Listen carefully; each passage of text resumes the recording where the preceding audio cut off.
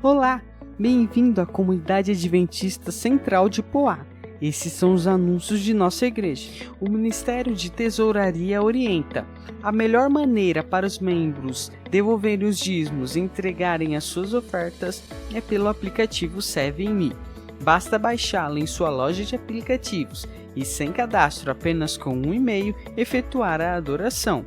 Com isso, você recebe seu comprovante no seu e-mail, rápido e fácil. Caso tenha dúvidas, procure o Ministério de Tesouraria, que irá atender você da melhor forma.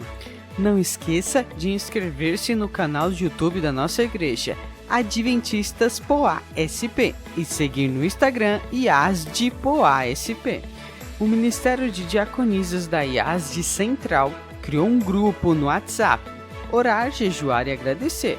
O intuito é que os membros entrem de forma direta e apenas com esse intuito façam seus pedidos e agradecimentos. Assim, quanto mais oração, mais poder. Para participar, contate a diretora das diaconisas ou pelo link fixado nos vídeos do YouTube e na página da igreja. Quartas-feiras, em comunidade, nos reunimos para conversar e aprender. O tema Cartas para Deus, encontros de oração, nos leva a enviar a Deus nossos pedidos e agradecimentos. Se prepare e participe desses momentos de reflexão e comunhão. Nossos cultos são gravados. Pedimos que em momentos de oração, ofertas, louvor não transite na nave. Apenas se necessário. Antes de iniciar o culto, vá ao banheiro e encha sua garrafa de água. Agradecemos a sua atenção. Possamos, de mente e coração, cultuar a Deus. Seja um real adorador. Provai e vede. Histórias de fé e fidelidade. A esperança maior que a cura. No ano de 2016, eu comecei a passar muito mal, ter sintomas de ansiedade, estresse, depressão, e fui investigar melhor o que seriam esses sintomas todos que eu estava tendo. Eu não conseguia mais trabalhar. Trabalhava numa grande empresa multinacional financeira e senti ali que algo não estava certo no meu organismo. E comecei a sentir muitas dores de estômago. Dores de estômago assim tão fortes que eu não conseguia sair da cama mais. E meus parentes, meu esposo, minha irmã falaram: a gente vai levar você no médico. Em junho de 2017 eu fui diagnosticada com câncer, uma neoplasia maligna, um tumor neuroendócrino já em grau avançado 4, que eles chamam de carcinoma C25, e já estava com metástase por muitos órgãos do aparelho digestivo. Visitei 3 oncologistas, 2 deles recusaram meu caso, não quiseram pegar, de tão arriscado que estava o meu caso. Até o endocrinologista que descobriu a doença, ele falou que eu tinha menos de 3 meses de vida. Clamamos a Deus para que Ele tomasse o controle e a dianteira de tudo. Nunca foi propósito dele que eu sofresse. Na verdade, não é propósito de Deus que nenhum dos seus filhos sofram.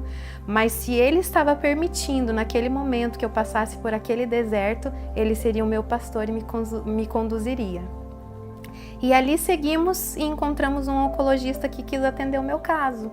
E ele me olhou, pediu mais exames adicional, até que ele chegou realmente ao parecer de que seria um câncer neuroendócrino de pâncreas, não tem cura, a princípio pela medicina moderna, e que eu precisaria de um tratamento paliativo. Começamos as quimioterapias paliativas. Qual não foi a minha surpresa para o final do ano de 2017? Eu comecei a ter fortes hemorragias. E cada vez que eu ia para o hospital, o médico falava: Kelly, você não pode sangrar porque vai enfraquecer teu organismo. Vamos tentar fazer a radioterapia para ver se a tumoração reage e diminui. E na 5ª sessão eu desfaleci, não resisti e voltei a sangrar muito. Aí, nessa cena, eu recebi minha primeira unção. Visitas pastorais e a unção para que Deus fizesse a vontade dele, pela cura ou não. E o médico veio até a sala e falou para mim, eu pedi que seu esposo assinasse um termo de uma última tentativa. Quase não há chances de vida, menos de 1%, e nós temos que encontrar a veia e a artéria que está sangrando no exato momento do sangramento. Para surpresa dele, que entrou com um semblante decaído, a cirurgia foi um sucesso. E nós começamos as quimioterapias pesadas. Mas, em junho de 2021, eu voltei a sangrar. Eu fui para a mesa de cirurgia, eu fui para a UTI e o médico veio na cama do hospital pós-cirúrgico e falou assim, Kelly, foi um grande sucesso. Você não vai mais sangrar. E num belo sábado de manhã, onde eu estava sozinha em casa, eu tive uma grande hemorragia. Fui internada direto na UTI, mas não havia possibilidade nenhuma na medicina de intervenção cirúrgica. E então o médico falou assim, Kelly, eu não queria, mas eu vou ter que te dar alta. De lá até aqui, eu nunca mais sangrei. Ao final das radioterapias, em forma de quimioterapia, eu saí do hospital com 45 quilos, uma mulher de quase 1,70 m. Mas isso eu nunca deixei transparecer para as pessoas, porque o Deus que está fazendo o milagre é tão maior que isso, que foram detalhes. Para honra e glória de Deus, hoje, 2023, eu, Kelly, moro em Curitiba, continuo casada há quase 18 anos, com a mesma pessoa que me abençoa todos os dias. Não tenho nenhum motivo para reclamar, só motivos para agradecer. Não tenho nenhuma murmuração. Eu só tenho para declarar que nós precisamos confiar, depender completamente desse Deus, porque Ele é fiel. Se Ele prometeu, Ele vai cumprir. E a promessa dEle para nós é muito maior do que essa vida. Se for para o propósito dEle me manter, até quando Ele quiser com essa doença, para testemunhar, para falar, então que seja para honra e glória dEle.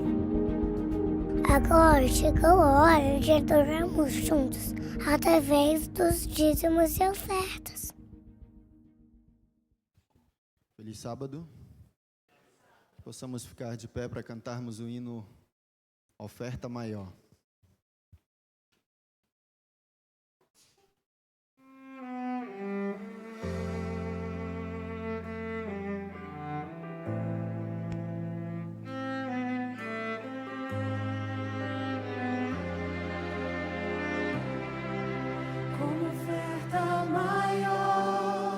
Entrego meu coração e tudo que dediquei do meu tempo.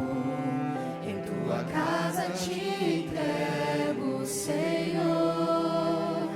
A pobre viúva, tudo que tinha te entregou.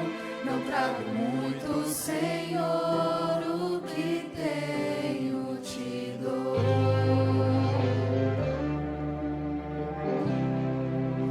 Oferta maior, entrego meu coração e tudo que dediquei do meu tempo. Em tua casa te entrego, Senhor. A pobre viúva, tudo que tinha te entregou.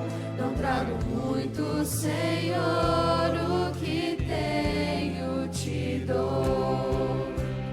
Vou ofertar, vou devolver em teu altar. Vou entregar, ajuda-me, Senhor. Quero ser fiel e ouvir da tua voz em mim do servo fiel. Tomai posse do céu e ouvir da tua voz.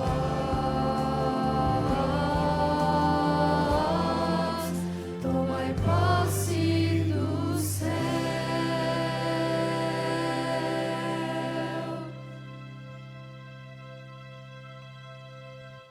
Oremos. Senhor Deus, muito obrigada, Pai, pela oportunidade de estarmos aqui na Tua casa novamente, unidos, adorando ao Senhor. Que cada dízimo, cada oferta aqui devolvido possa ajudar outras pessoas a conhecer o Teu Evangelho, para assim o Senhor voltar mais cedo. Nos abençoe, nos dê um ótimo sábado.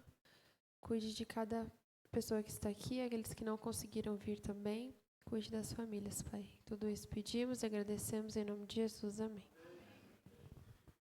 Continuemos em pé. Cantaremos juntos o hino Castelo Forte. Amém?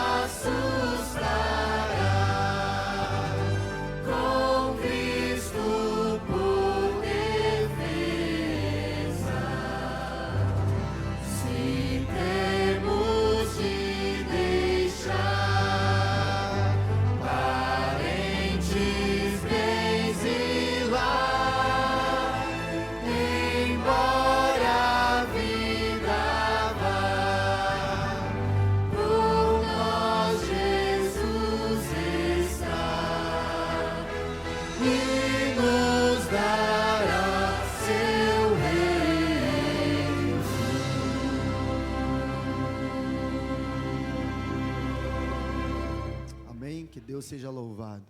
O inimigo já está derrotado. Amém? Cantaremos o hino Não Desistir, para a honra e glória de Cristo.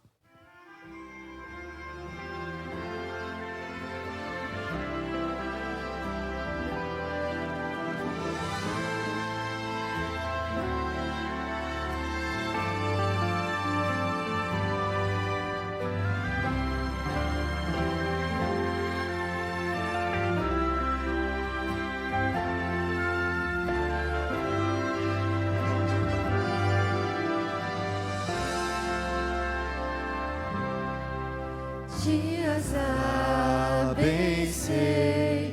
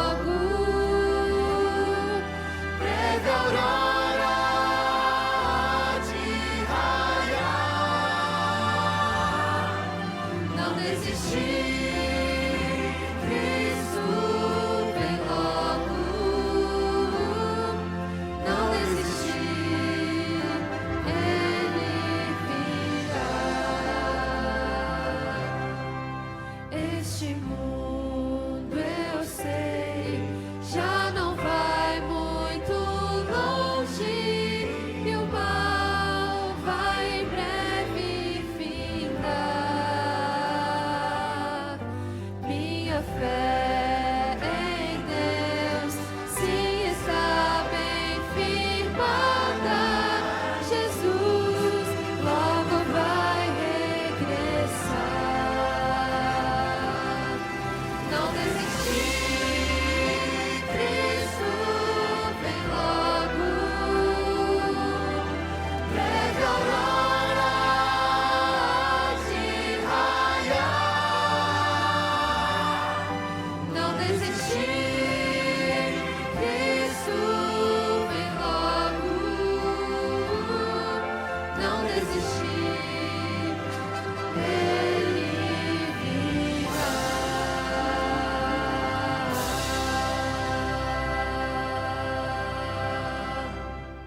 Amém?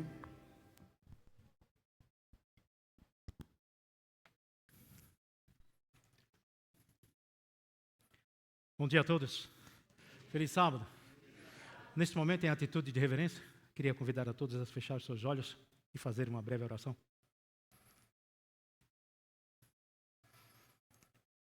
Soberano Deus, estamos aqui, Senhor, porque o Senhor nos proporcionou este momento. Porque tudo que está acontecendo aqui neste momento e também ao redor do mundo, Senhor, é propósito da atuação do Teu Espírito Santo em nossas vidas. Rogamos a Tua bênção sobre a congregação que nesta manhã se faz aqui, Senhor. De maneira especial, queremos rogar por uma família, Senhor, que neste momento os depredadores estão se dirigindo até o velório do incidente que muitas vezes a gente não espera, que é às vezes o falecimento de alguém que muitas vezes nós amamos, Senhor. Rogamos a Tua paz sobre essa família, o Teu perdão, a Tua graça, a Tua misericórdia, Senhor. E dá-nos uma ótima manhã na Tua presença, Senhor, em nome de Cristo Jesus. Amém, Senhor.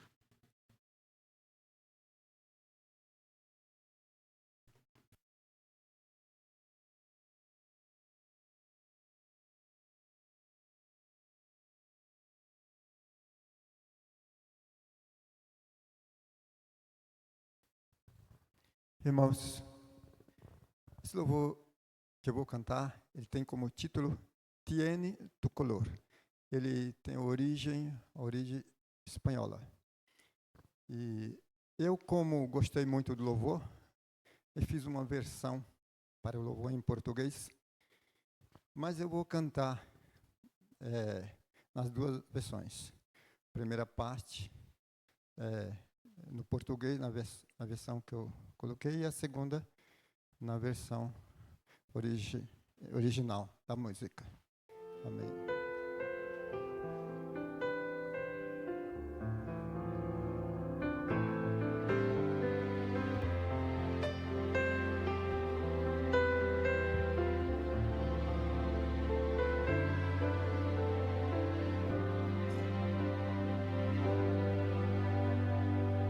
Foi o Deus eterno, o autor da vida, que enviou seu Filho para morrer na cruz, nos livrou da perdição deste mundo vil. Não lucremos nada deste mundo aqui, mas temos certeza do que está por vir. Olho para o alto, posso já sentir. Deus está conosco, Ele está aqui. Ele entrou em nossa casa, que grande amor. Os meus pensamentos regulamentou, toda a minha vida já modificou. Já não sou o mesmo, Deus nos transformou. Os meus pensamentos regulamentou, toda a minha vida já modificou. Já não sou o mesmo, Deus me transformou. E eu que pensava que havias olvidado todas essas coisas que um dia te pedi, todas as canções que um dia te escrevi. Eu me he dado conta que ando estado allí, haciendo memoria delante de ti. No te has olvidado de lo que escribí. Pero me conoces, es tu decisión, y a su tiempo me darás lo que es mejor.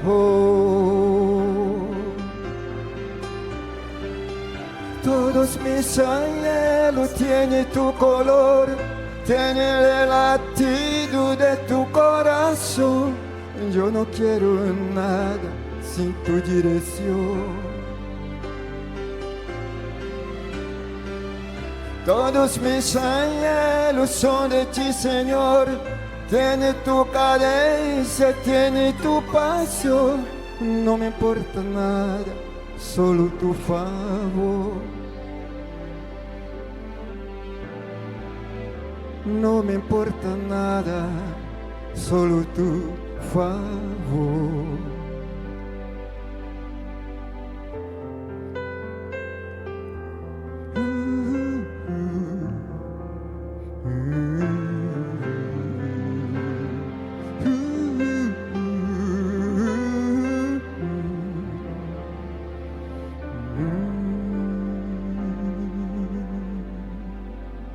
Amém? Esse outro louvor que eu vou cantar, ele tem como título Eis por tua graça. Também ele tem a origem espanhola. Só que eu não vou cantar em espanhol, mas eu canto em espanhol também. E tem a ver com a graça de Cristo. Nós estamos aqui somente pela graça. Se não fosse a graça de Jesus, não estaríamos aqui. E ele fala sobre a graça de Cristo. Amém? Eis por tua graça.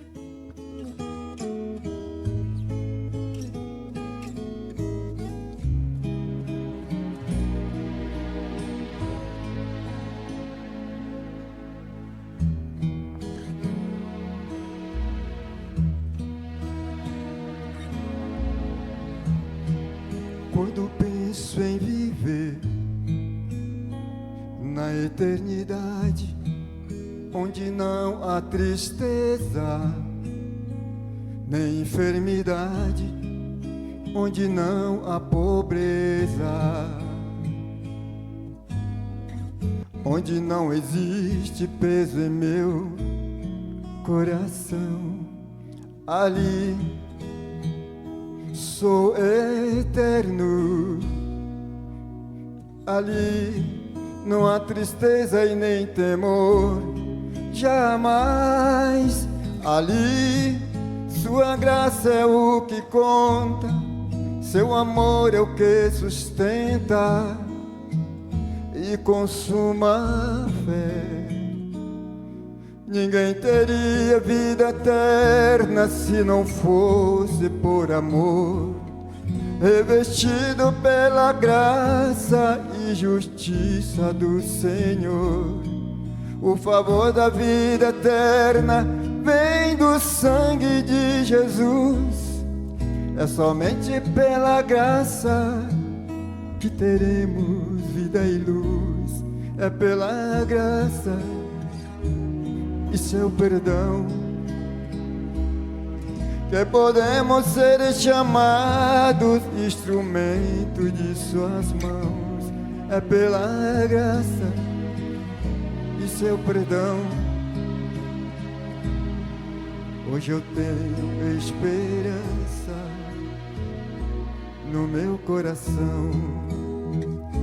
Ninguém teria vida eterna se não fosse por amor, revestido pela graça e justiça do Senhor. O favor da vida eterna vem do sangue de Jesus. É somente pela graça que teremos vida e luz. É pela graça e seu perdão que podemos ser chamados instrumento de suas mãos. É pela graça e seu perdão.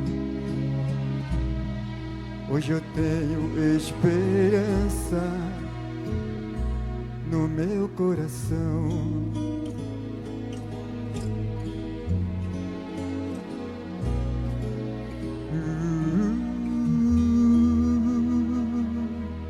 No meu coração. Amém?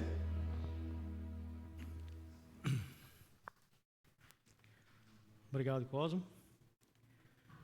Isto é uma das verdades mais bem esclarecidas na palavra de Deus, é que é só pela graça a gente pode ser salvo.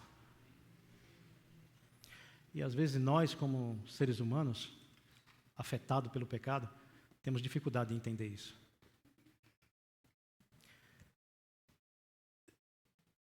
Eu queria orar com você. A gente vai cantar um louvor, eu vou fazer uma oração, a gente vai cantar esse louvor. Tá? Que a gente precisa louvar muito a Deus. E é louvado seja Deus porque você e eu estamos aqui. Por incrível que pareça. Isto é graça. Vamos cantar agora esse louvor, Edric? Todo mundo conhece a letra dele. É um louvor bem conhecido. Vamos cantar esse hino. Quero ver todo mundo cantando esse hino. Vamos lá? Eu quero ser um vaso de honra, moldado pelo Senhor,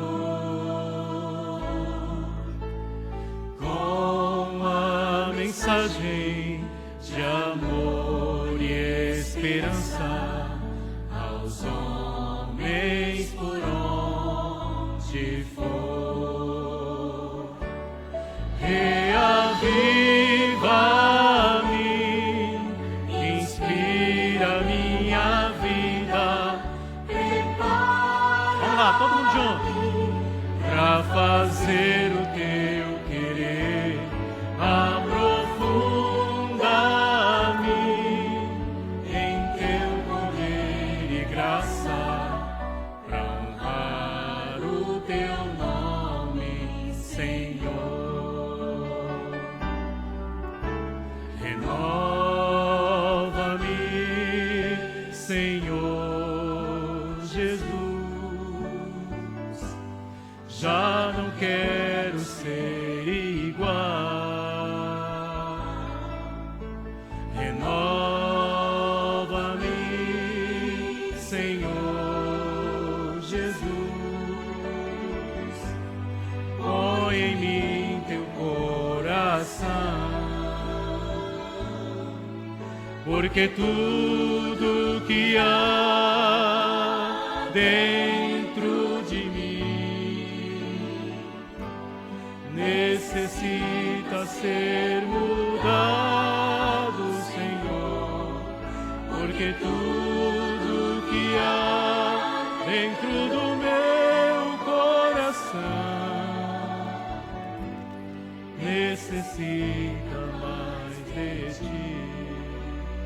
Gostei do coro. Vamos lá de novo. Necessita mais de ti. De novo, todo mundo. Vamos lá. Necessita mais de ti.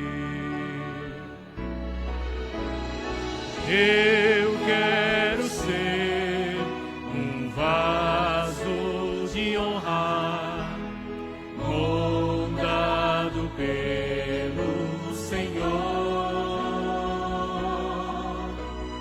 com a mensagem de amor e esperança aos homens por onde for. Reaviva-me, inspira-me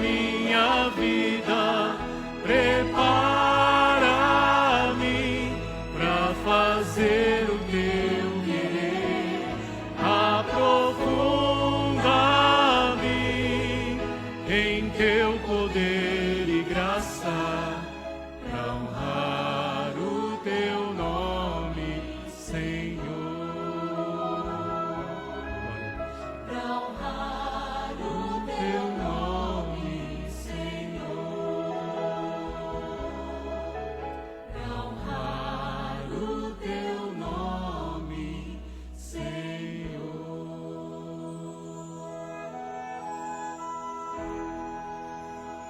Glória a Deus, Senhor. Oremos. Soberano Deus, Criador dos céus e da terra, mais uma vez estamos aqui, Senhor. Pela Tua graça nós vamos ter a oportunidade de abrir a Tua palavra e ouvir a Tua voz. Porque o Senhor conhece as necessidades de cada um de nós que está aqui, Senhor. E sabe muito bem que nós temos dificuldades muitas vezes de manter um relacionamento contigo. Mas louvado e exaltado seja o Teu santo nome, Senhor, porque o Senhor nos ama. Obrigado por este amor, Senhor, que está implantado na Tua pessoa, no Teu caráter, Senhor, pelo que o Senhor é. Obrigado. Desvenda os nossos olhos para que possamos contemplar as maravilhas da Tua lei. E que cada um de nós, Senhor, neste momento venha se reduzir, se esvaziar. E que a Tua presença, Senhor, seja enaltecida nesta manhã de sábado. Obrigado, Senhor. Em nome de Cristo Jesus. Amém. 1 Samuel, capítulo 3. 1 Samuel, ele tem uma história muito bonita, mas também, às vezes, tão triste. A gente estudou essa lição pela manhã a respeito da primeira lição do grande conflito. E é uma lição muito profunda. E por incrível que pareça, pós-pecado, as famílias dos filhos de Deus muitas vezes têm sido impactadas por algumas dificuldades e às vezes negligência de muitas vezes de pessoas que fizeram parte, e muitas vezes até faz parte da aliança que Deus fez com seus filhos em todos os períodos da história da igreja dele, pós-pecado. E essa história aqui, ela se encaixa num período antes do sacrifício. Era efetuado alguns rituais, mas, por incrível que pareça, a deficiência da liderança da Igreja de Deus, se você for lá em Juízes, no capítulo 21, versos 25, vai relatar que eu quero que vocês leiam esse texto para a gente ter uma noção como é que estava a Igreja de Deus naquele período de Juízes, aproximadamente 300 anos. Posicionamento, manifestação de Deus era bem reduzida. No capítulo 21, versos 25, que é o último verso, o último capítulo de Juízes, o último verso. Quem vai ler esse texto aí?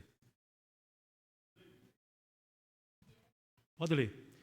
Juízes, capítulo 21, versos 25. Isso.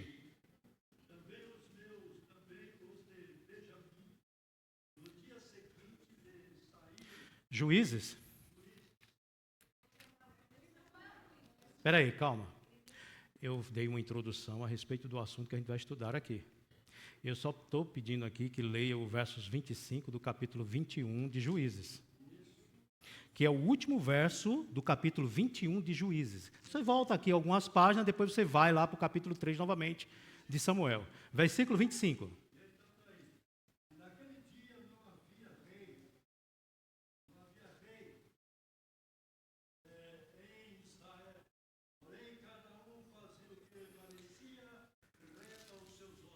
Aí você volta aqui para Samuel, capítulo 3, tá bom? Beleza agora? Agora a gente tem mais ou menos uma noção de como estava a liderança da Igreja de Deus. Não estava nada legal, estava? Pela situação? Cada um tomando suas próprias decisões. Isso é administração de Deus? Onde cada um toma suas próprias decisões e fazer o que quer e bem entende? Não. Porque o reino de Deus é baseado em cima de ordem. Por incrível que pareça. Louvado seja Deus por isso. Aqui no versos, a gente vai falar um pouco sobre a história dessas duas famílias. Nessas famílias, a gente tem 7 personagens. Tá? aqui no capítulo 3, eu vou ler aí, vocês acompanham. No versos 19, diz assim o primeiro verso que a gente vai ler na introdução agora da leitura, que diz assim: crescia Samuel e o Senhor era com quem? Com ele. E nenhuma de todas as suas palavras deixou cair. Imagina a atitude da pessoa, desse rapaz aqui, desse jovem. Às vezes a gente fica perguntando como é que uma pessoa, para desenvolver a função que agora Samuel estava desenvolvendo, como juiz, como alguém que representava o próprio povo de Deus, representava Deus, mas para com o seu povo, e agora a gente vê alguém com integridade, com justiça. Existe um conceito que a gente muitas vezes tem que avaliar como filhos de Deus, e principalmente como família, que a gente precisa ter muito cuidado, porque a própria Ana aqui, ela se deparou com situações muito difíceis para educar essa criança. Sabe por quê? Porque ela tomou uma posição muito séria. A posição de Ana, quando você pega aqui a própria palavra de Deus, a partir do capítulo 1, a gente vê a posição de Ana devotando a sua vida para educar aquela criança, para que ela pudesse desenvolver um papel. Por que Ana tinha essa visão? Porque ela sabia que a situação administrativa do povo de Deus não estava muito legal. A gente vai ler alguns textos que surgem dentro de uma pergunta que está no capítulo 4, versos... no último texto, assim, do versos 3, que diz assim: por que nos feriu o Senhor hoje diante dos filisteus? E surge aquela pergunta muitas vezes para a gente: mas por que as coisas não estão dando certo dentro da minha família? Por que as coisas muitas vezes não estão dando certo dentro da igreja? A gente até discutiu, né, Hidra? Essas coisas, muitas vezes, a gente está passando por algumas perrengas da vida e a gente quer administrar da nossa maneira, né? Quando acontece um problema dentro da igreja. E as perguntas surgem: mas por que essas coisas acontecem? Você acha que a gente está sozinho no problema aqui? Eu posso até ler um texto introdutório, por que essas coisas acontecem. Se você for nesse livro aqui, quem tem em casa, é um livro bem conhecido, O Grande Conflito. Na página 508,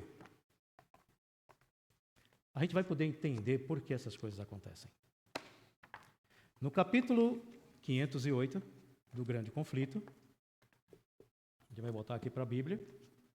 Marca esse texto, tá? Quem gosta de ler o Espírito de Profecia. Na página 508, diz assim o Senhor: enquanto os homens se acham em ignorância quanto aos seus estratagemas, esse vigilante, adversário, se põe em seu caminho. A cada momento. Esse adversário, quem é o adversário de Deus? Quem é o adversário de Deus? Tá. Intrometendo-se, agora começa. Intrometendo-se em cada compartimento do lar, em toda a rua de nossa cidade, nas igrejas, nos conselhos nacionais, nos tribunais de justiça, confundindo, enganando, seduzindo, arruinando por toda parte a alma e o corpo de homens, mulheres e crianças, desmembrando famílias, semeando ódio, rivalidade, contenda, sedição, assassínio. E o mundo cristão parece que isso é normal. Ela até diz aqui, parece olhar essas coisas como se Deus as tivesse designado e elas devessem sempre existir. Você já viu alguma pessoa falar assim: o pecado sempre existiu? As maldades, matando pai e mãe, sempre existiu depois do pecado. E às vezes a gente nos amortecemos em uma situação que muitas vezes o mundo se encontra. Porque na maioria das vezes a gente tem o hábito de muitas vezes dizer que o mundo está perdido. É ou não é? O mundo está perdido. Mas você acha que o mundo está perdido? O mundo apenas está desinformado. Porque aqueles a quem Deus chamou, se você pegar aqui na história de Samuel, Samuel foi educado para uma missão: servir a Deus. Quando você pega na Bíblia, na história, aparece ali, antes de Samuel, uma jovem chamada Ruth, que tinha como sogra qual nome? Noemi. A Ruth era avó de Davi. De um lado, Deus trabalhava para prevalecesse dentro do santuário. A honestidade e a fidelidade permanecesse dentro do santuário, porque era por aí que a nação começava a desenvolver uma atitude reverenciada dentro da igreja de Deus. Aonde ele começou a formar dentro de lares que às vezes a gente até, se eu fizer uma pergunta aqui para a igreja, você queria estar dentro do lar de Elcana? Você queria ser membro dali do lar de Elcana? Onde você tem um pai que pegou uma outra mulher, colocou dentro da sua casa e tinha que viver ali com a sua verdadeira esposa. No caso aqui, quem? Ana. Penina era a amante, teve filhos, a gente conhece. Mas quem é que desenvolve aqui na história? Quem é que se manifesta na história como representante de Deus? Samuel. Por quê? Porque tinha uma mãe que dedicou a sua vida para constituir e elevar os estatutos de Deus, porque a situação não estava muito boa. Não dava para estar discutindo o assunto, porque a coisa era muito séria. Ana tomou uma decisão que nem toda mãe muitas vezes toma. De entregar seu filho, educar ele nos caminhos do Senhor. Muitas vezes, quem tem educado mais os nossos filhos? Na realidade de um mundo pós-moderno hoje, atualmente. Quem tem sido muitas vezes a babá dos nossos filhos? Quem tem sido muitas vezes os orientadores dos nossos filhos? Então, como é que a gente vai poder viver dentro de um lar e esse lar esteja revestido do Espírito Santo de Deus, e aonde, por mais que ele está ali interagindo, tentando melhorar mais a situação da caminhada dos filhos de Deus, como fez no próprio lar de Elcana, a própria Ana, antes de ter Samuel, comeu pão que você não pode imaginar. E a Bíblia relata bem claro que Deus fechou a madre de Ana. Sabe por quê? Porque emocionalmente Ana não estava com condição emocional para ter um filho naquele momento. Ela precisava de uma entrega total ao Deus de Israel. E a gente conhece a história. Ela se aproximou ao local sagrado, ali naquele pedaço de pedra, e ali dobrou seu joelho e chorava angustiosamente por seus objetivos, por aquilo que ela tanto almejava, de ter um filho. Só que esse filho não seria dela. Esse filho seria de quem? De Deus, do Criador. A coisa mais linda do mundo quando a gente vê os nossos filhos desenvolvendo a posição de um sacerdote. Eu tenho 2 filhos. Nenhum deles escolheram desenvolver a posição de um sacerdote. Sabe por quê? Por causa de uma falha da minha parte. Porque a gente muitas vezes não está ileso no problema.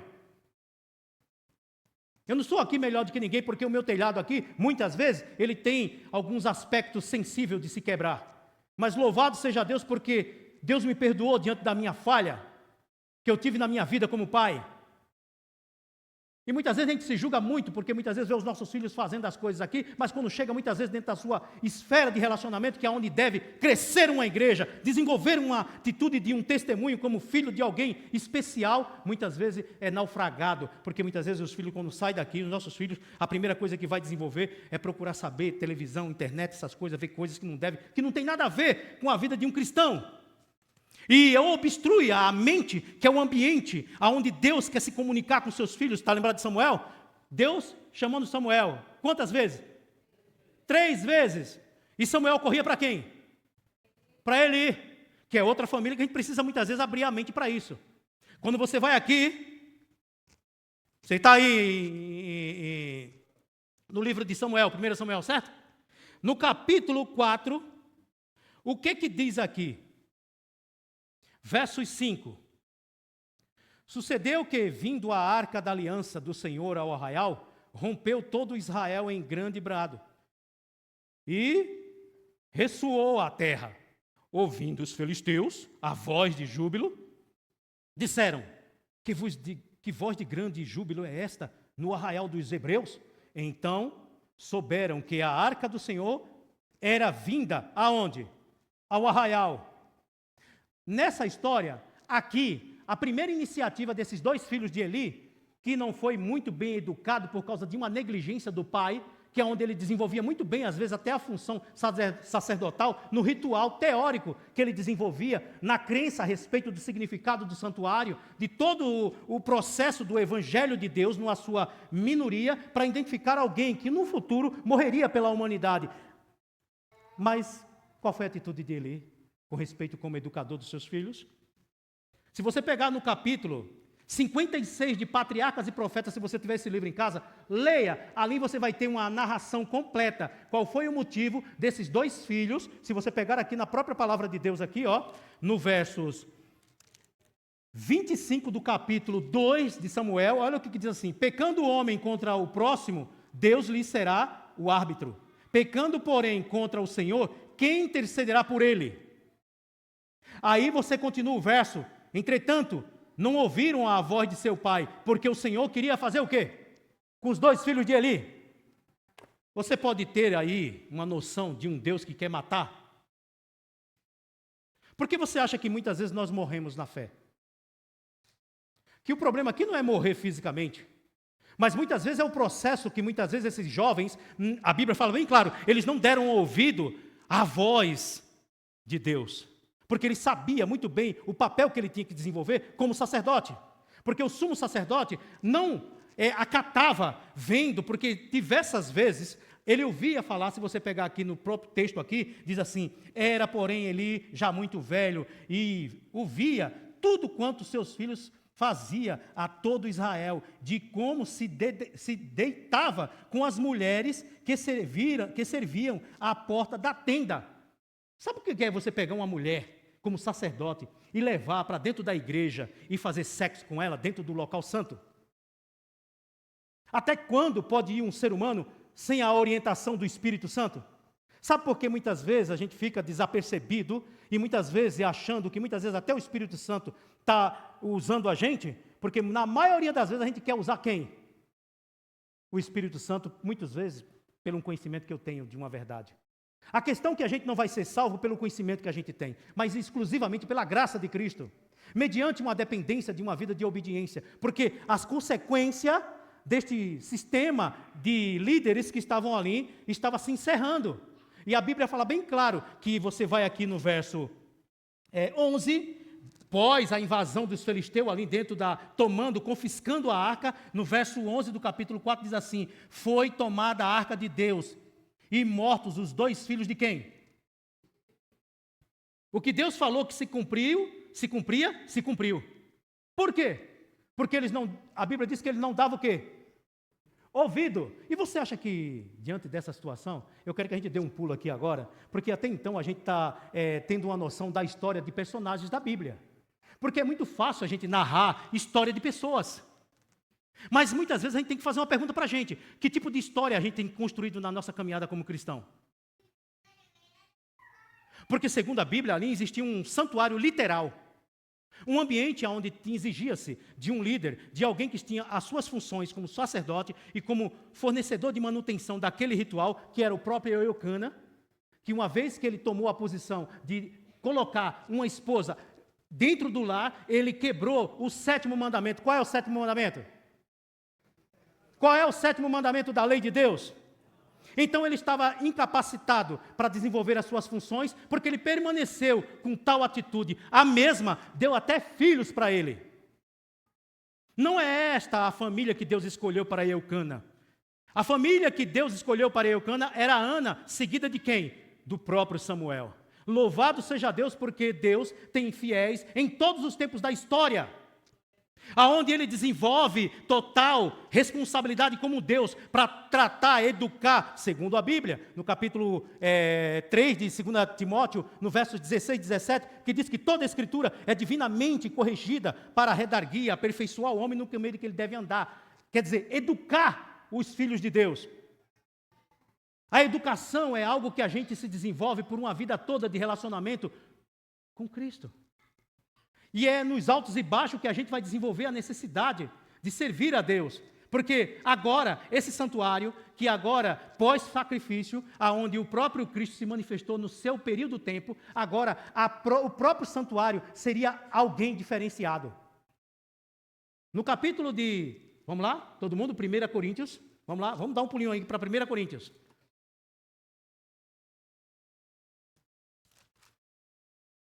Quando você achar no capítulo 6 de 1 Coríntios, vocês abrem e fica por aí, tá?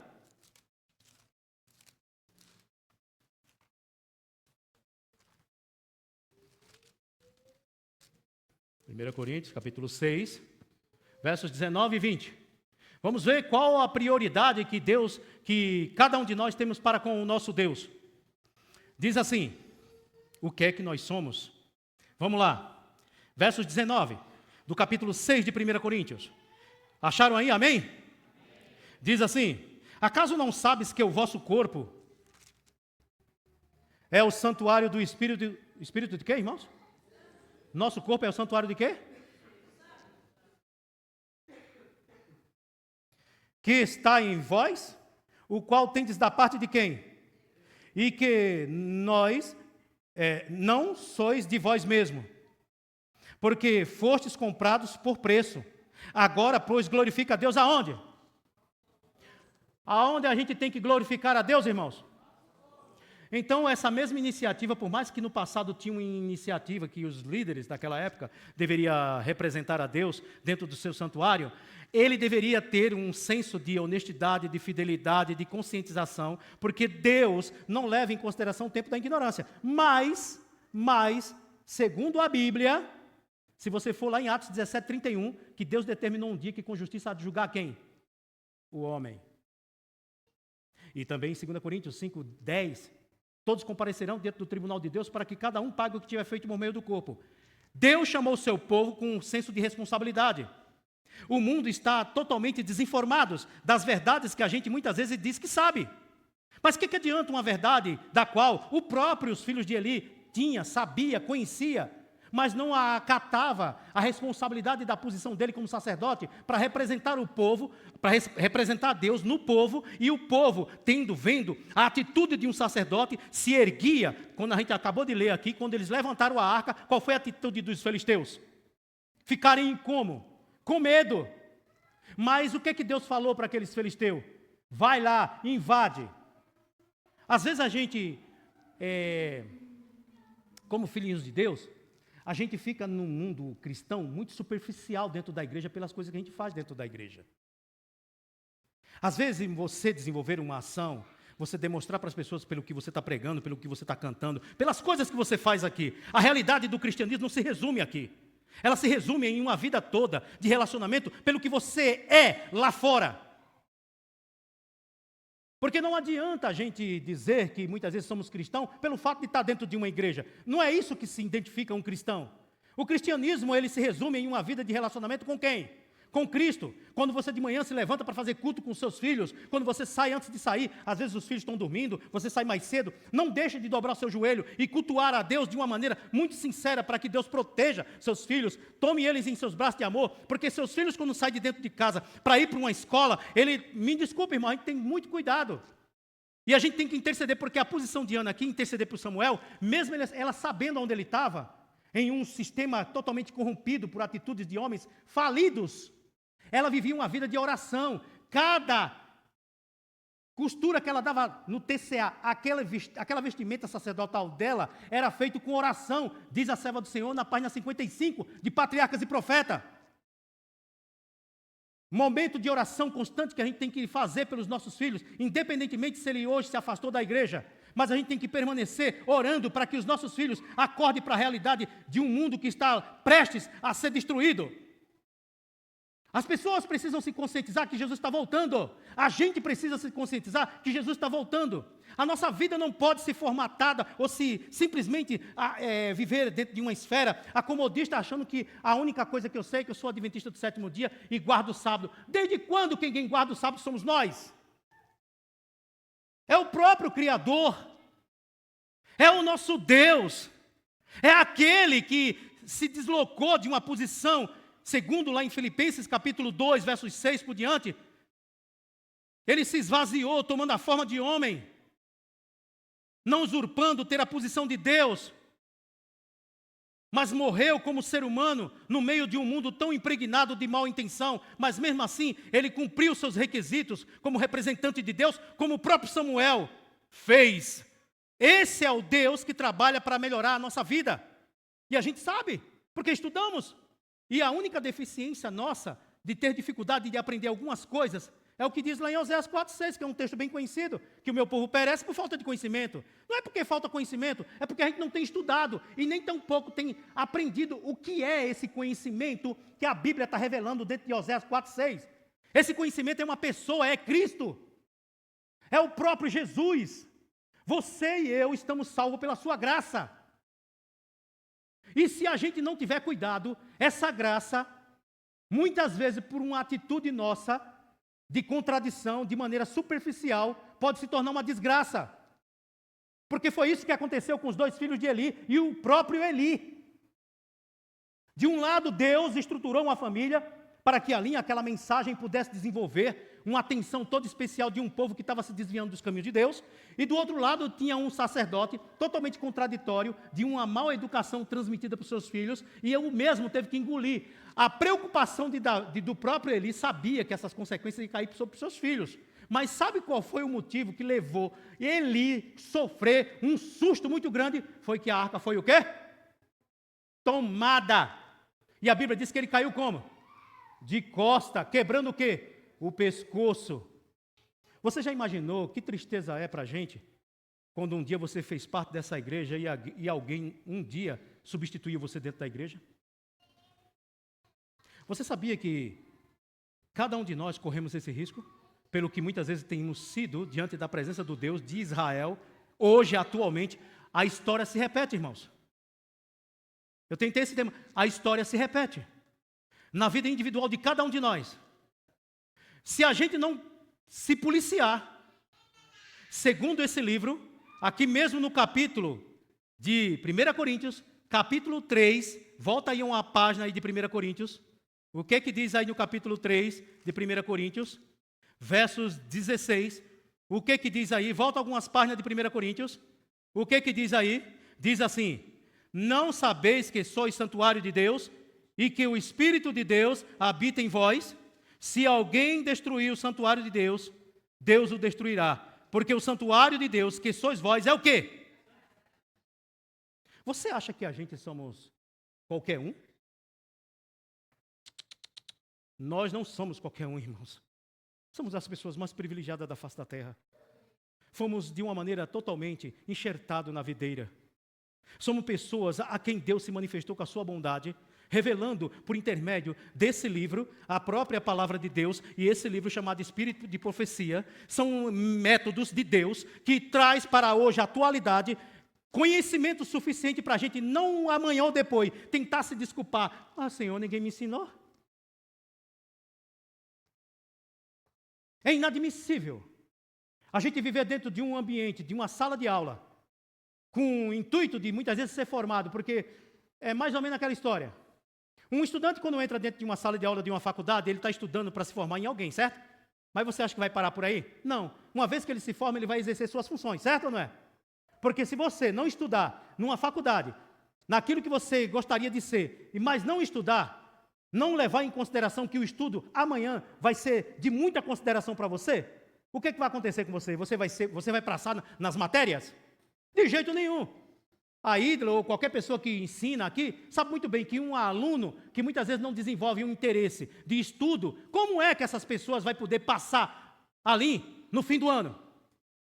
Tudo bem que hoje tem jeitinho, né? Dependendo de quem ele é filho, se você não passar ele, você pode ter certeza que vai ser o último ano dentro daquela sala de aula. Porque o mal está se pregnando no mundo.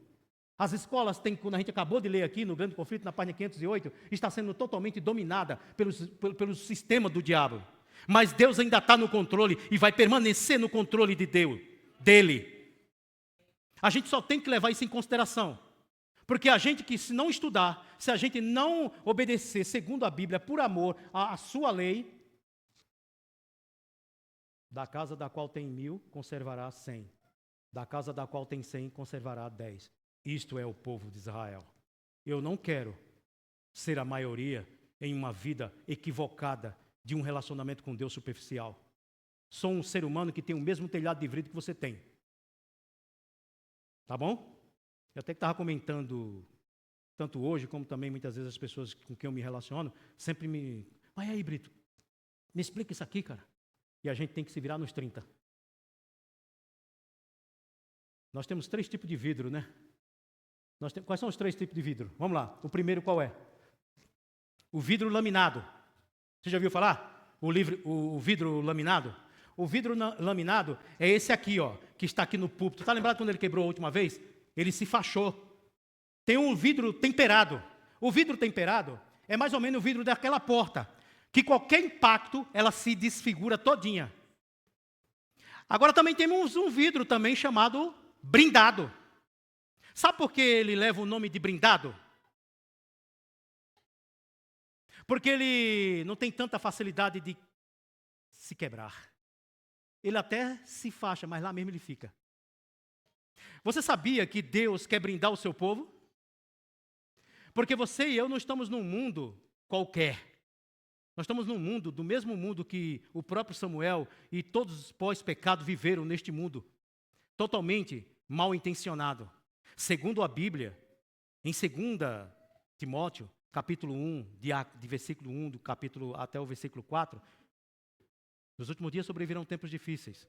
Os homens serão amantes de si mesmos, gananciosos, vangloriosos, ingratos, profanos, sem afeição do bem, negando até o poder de Deus. Se você pegar aqui no livro de Oséias, no capítulo 4, você acha que a gente está numa situação assim melhor do que eles? Olha a situação. Capítulo 4, verso 1 de Oséias. A gente já está terminando, tá, gente? Oséias, capítulo 4, que diz assim. Olha a primeira atenção dessa introdução desse texto. Deus, ele não é moco. A gente também não tem problema de audição. Mas olha a maneira de Deus se expressar. Diz assim, ouve a palavra de quê? Do Senhor, vós, filhos de Israel. Quem são os filhos de Israel aqui? Quem é os filhos de Israel, irmão?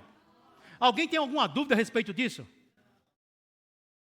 Se você tem alguma dúvida sobre isso, tem que reaver os princípios. Porque a maioria das dúvidas é porque muitas vezes a gente não tem estudado como deveria ter estudado com muita oração. E assim continua. Porque o Senhor tem uma contenda com os habitantes da onde? Porque só prevalece o quê? Não há verdade, nem amor, nem conhecimento de Deus. O que só prevalece é o quê? Prejurar, mentir, matar, furtar, adulterar e há homicídio sobre homicídios. Por isso, a terra está como? Como é que a terra está, irmãos? Você sabe o que é luto? O que é luto, irmãos? É uma parte obscura que muitas vezes ninguém quer viver ele.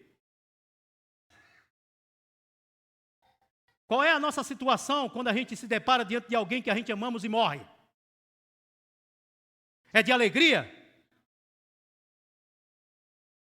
É por isso que muitas vezes, esse luto aqui tem tudo a ver muitas vezes com essa falta de conhecimento.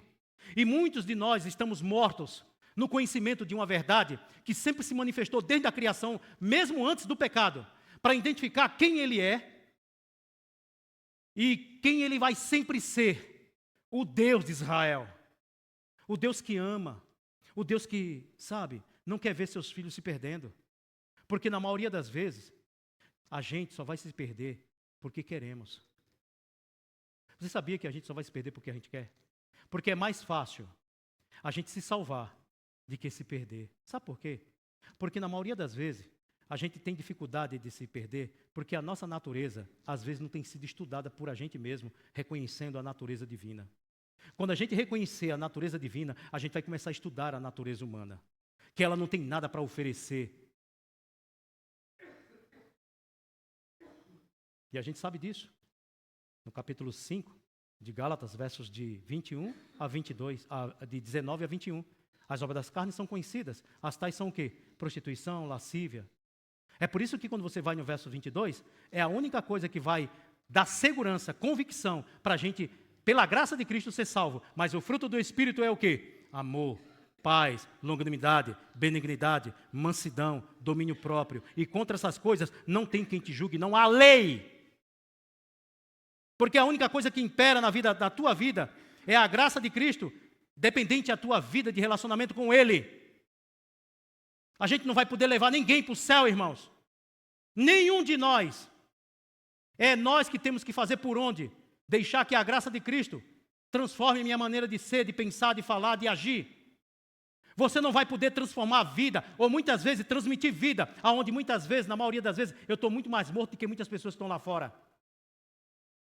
Não tenho nada para oferecer para Ele. Então não tem como eu transformar pelo poder do Espírito Santo e motivar pessoas para reconhecer que Deus verdadeiramente habita neste lugar. Está lá em 2 Crônicas, no capítulo 7, versos 14 por diante. Se meu povo se chama pelo meu nome, começar a fazer o quê? Se humilhar, orar, se arrepender dos seus pecados, fazer um bocado de coisa. E a Bíblia diz, então, eu ouvirei sua oração e perdoarei os seus pecados e sararei a sua terra. É o dia quando Deus se manifestar na sua glória, esse mundo será totalmente transtornado, virado de cabeça para baixo, como aconteceu com o dilúvio. Tudo que aconteceu, que estava exposto, virou de cabeça para baixo. E agora Deus restaura essa situação. Agora a pergunta é, de que lado eu e você, como representante de Deus, que tem pessoas que estão perecendo em um mundo totalmente, desapercebidos, mal instruídos? Finalmente, quando você entra dentro dessa igreja, o que é que eu tenho levado para a minha experiência com Cristo? Qual é a minha e a sua experiência como cristão? O que é que nós temos para oferecer para os nossos filhos? Verdadeiramente nossos filhos foram entregues nas mãos de Cristo? Será que a gente está verdadeiramente esperando a volta de Jesus? A gente quer que isso aconteça, irmão. A gente vai cantar um hino agora. A gente vai ouvir, e muitos conhecem essa música. Mas centralize a sua mente na letra desse hino. Vamos lá, Edric. Coloca para a gente ouvir esse hino.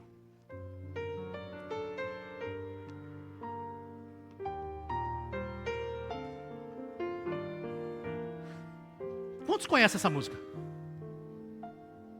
É porque a gente está sem áudio, mas a gente conhece a letra. Vamos ouvir a letra desse hino.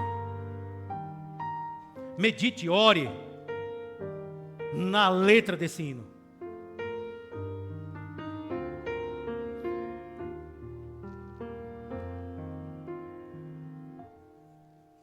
Tantos são teus afazeres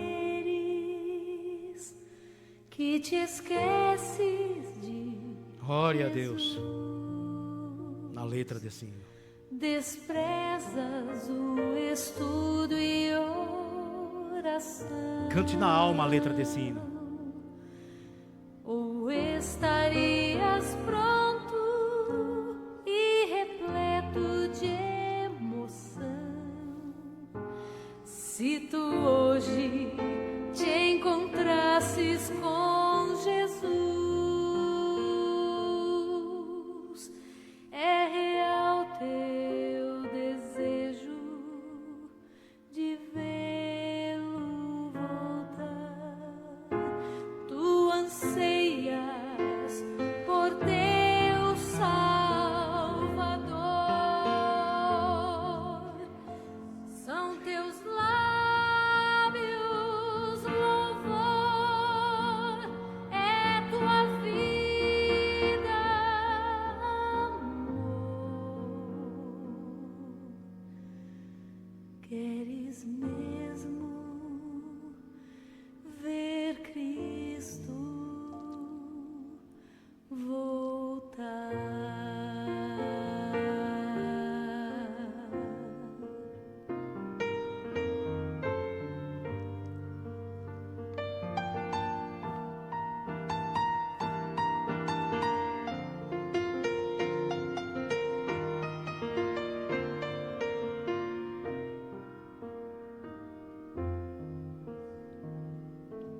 Se Jesus viesse hoje, qual seria o teu sentir? Talvez tu procurasses te esconder devido a algum pecado que não queres submeter.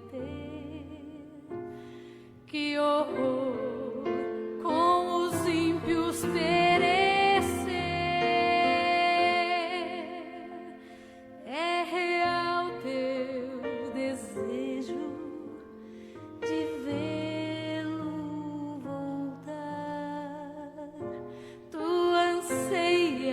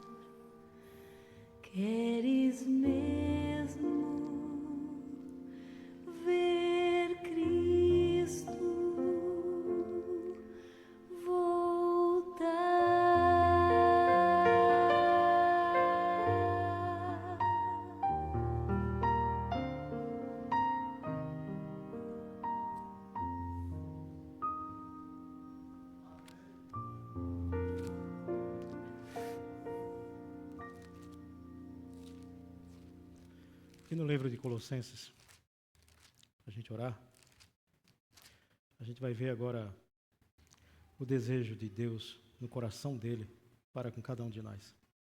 Se a gente não se esforçar para viver o que eu vou acabar de ler aqui agora, é lamentável. Mas cada um de nós corremos o risco de perder a nossa salvação.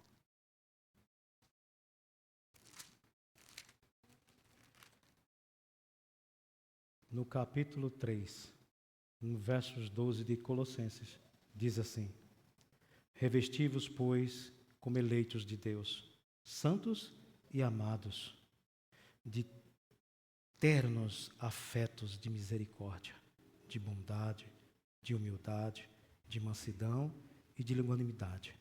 Suportai-vos uns aos outros, perdoai-vos mutuamente, caso alguém tenha motivo de queixa contra outro. Assim, como o Senhor vos perdoou, assim também, o que é que a gente tem que fazer? Deus nunca vai poder ouvir uma oração da gente, uma oração, se a gente não tiver o senso de arrependimento e de misericórdia com as pessoas que muitas vezes a gente machucou ela. O motivo de muitas pessoas na história perder sua salvação, e aqueles também que muitos ganharam, foram poucos, mas ganharam, sabe por quê? Porque a gente não vai poder dar à terra se a gente não aprender a ser semelhante a Cristo todos os dias. Porque se a gente não usufruir da liberdade que a gente tem, usufruindo da liberdade para fazer o que é correto, sabe o que vai acontecer? Segundo a Bíblia, 20:15 de Apocalipse, todo aquele que não foi achado escrito no livro da vida, foi o quê? Deus não quer isso. Ele quer nos salvar. Mas a misericórdia de Deus tem limite. E a gente não sabe o dia. Eu estou saindo daqui agora, como você também vai sair. A gente não sabe que o próximo sábado a gente vai estar aqui. E a gente tem que ter muito cuidado com aquilo que Deus nos chamou para ser. Porque se a gente continuar negligenciando, olhando este mundo como um mundo condenado, a única pessoa que vai ser condenada é a gente mesmo. Porque a gente não sabia divisar uma cosmovisão que Deus chamou para você, chamou eu e você para brilhar neste mundo. E se eu e você não fizer nada por isso, nas pessoas com quem a gente se relaciona na nossa vizinhança, você pode ter certeza que a gente vai ter que trocar ideia com Deus. E ninguém vai poder interceder pela gente. Vamos orar.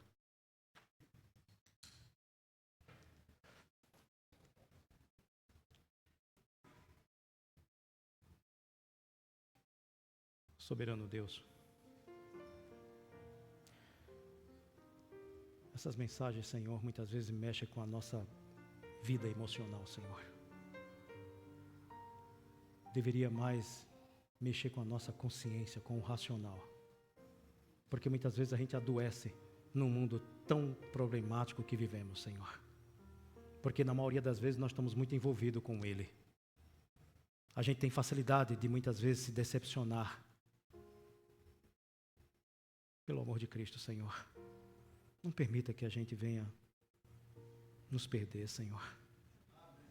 Nos ajuda em Teus braços de amor a andar de cabeça erguida, mesmo com a condição tão pecaminosa, tão contraditória, mas que cada dia a gente venha aprender nessa caminhada contigo a estar um degrau mais próximo da eternidade, Senhor.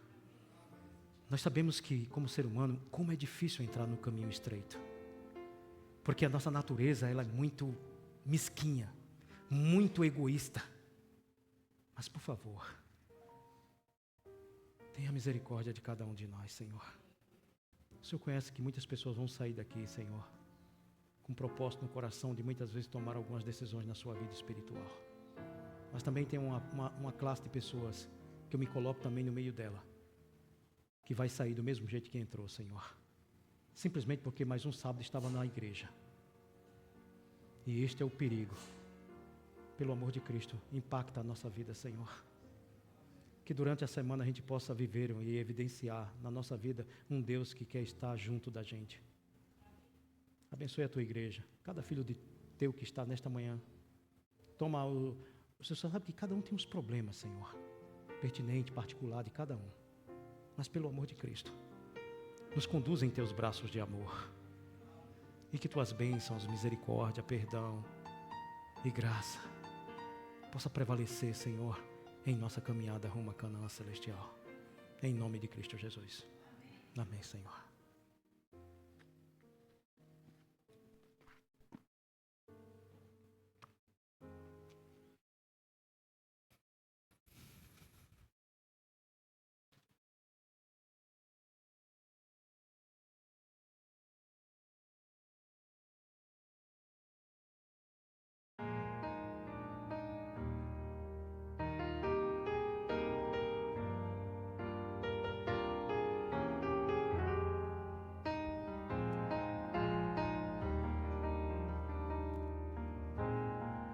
Dos caminhos a seguir, dois senhores a lutar.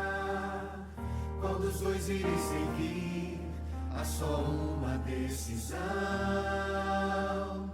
Quantas vezes procurei os prazeres deste mundo, encontrei 1000 motivos pra chorar. O inimigo sempre vem disfarçando as intenções, com ciladas ao redor, ele quer me destruir. Só Jesus pode me dar a real felicidade e poder para ser um vencedor. Sou de Jesus, o Senhor da vitória, o alimento, a vida, rocha eterna da salvação. Seu amor me atraiu, deu-me paz e alegria. Eu já fiz minha escolha, sou de Jesus.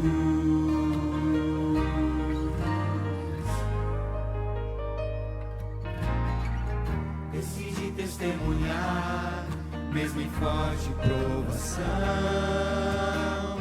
rejeitando pela fé o pecado e seu sabor.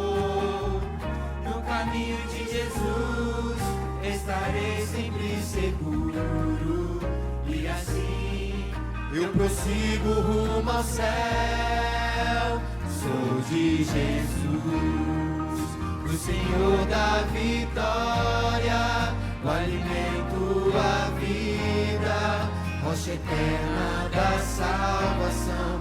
Seu amor me atraiu, deu-me paz e alegria. Eu já fiz minha escolha, sou de Jesus.